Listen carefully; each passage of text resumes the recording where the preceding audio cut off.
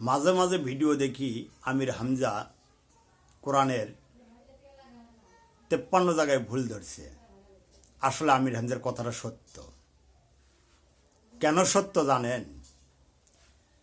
5 ওয়াক্ত নামাজের কথা কোরআনে নাই, সেটা তো ওরা করে। অন্যের হক মারে খাওয়ার কথা তো কোরআনে নাই, এটা ওরা করে।